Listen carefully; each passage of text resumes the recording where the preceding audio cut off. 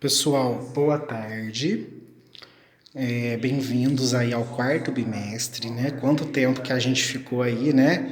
Sem poder se falar, né? Com muitas avaliações, vários trabalhos para entregar, mas estamos aqui novamente, né? Então, começando o quarto bimestre aí com uma nova matéria, com um novo conteúdo, né?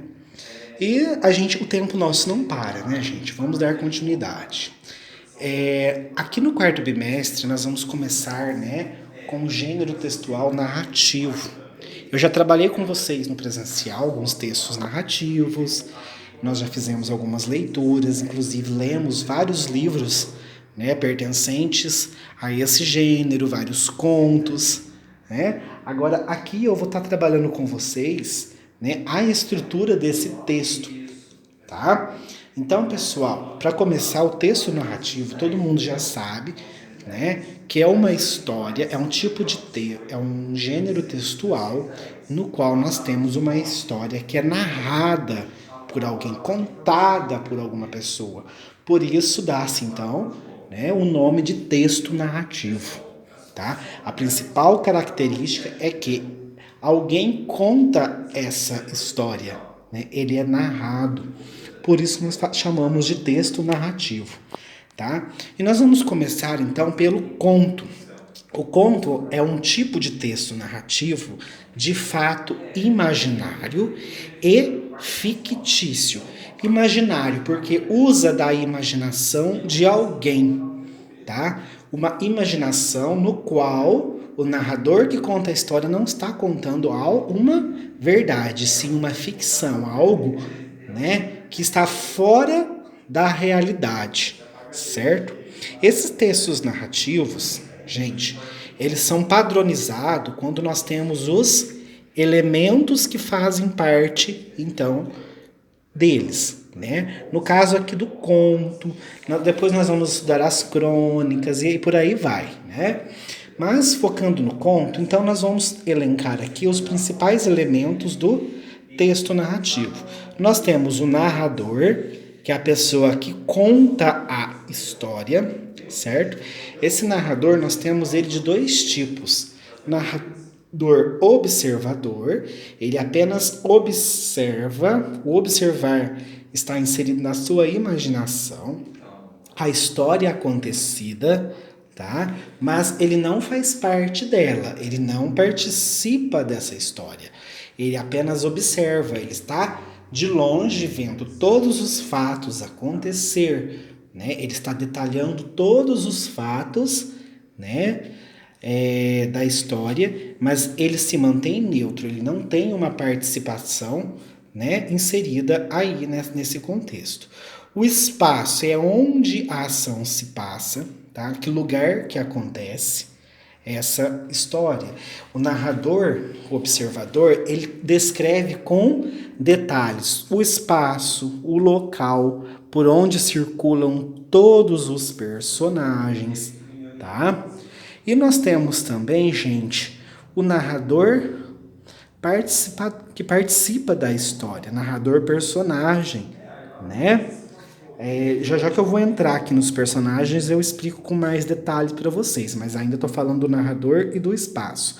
O narrador personagem, ele participa da história, ele está junto, inserido, né? Aí nós temos muito uso do eu ou do nós, fomos a tal lugar, eu estava com fulano de tal e por aí vai, né? Então ele também descreve todos os espaços por onde ele se passou.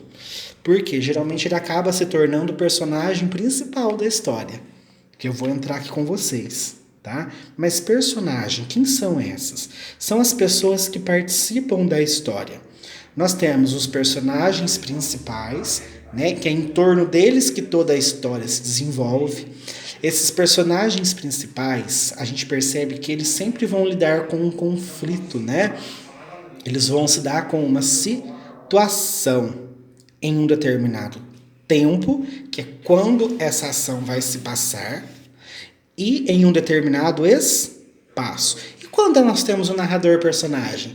ele acaba até se tornando o personagem principal. E nós temos também, gente, os personagens secundários. Eles não são tão importantes, mas eles estão ali, né, para incrementar, né, dar mais ênfase ao texto, ao conto, para dar mais sustentabilidade para a história, certo? E depois nós temos o enredo, que é tudo o que acontece na história, certo? Como que as ações vão se desenvolvendo, como que a história começa, por onde se passa, o clima, o conflito da situação, tá? Como que termina, qual que é o desfecho de tudo isso.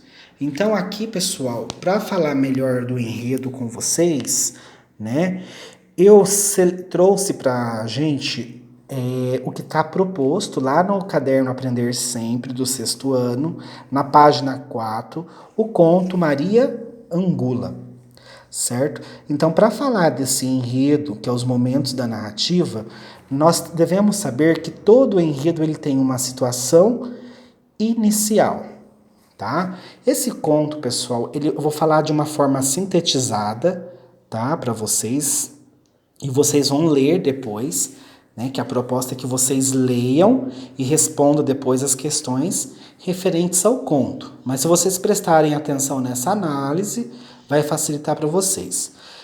A Maria Angula, né, que é a personagem principal desse enredo, né, o próprio título aqui tá como Maria Angula.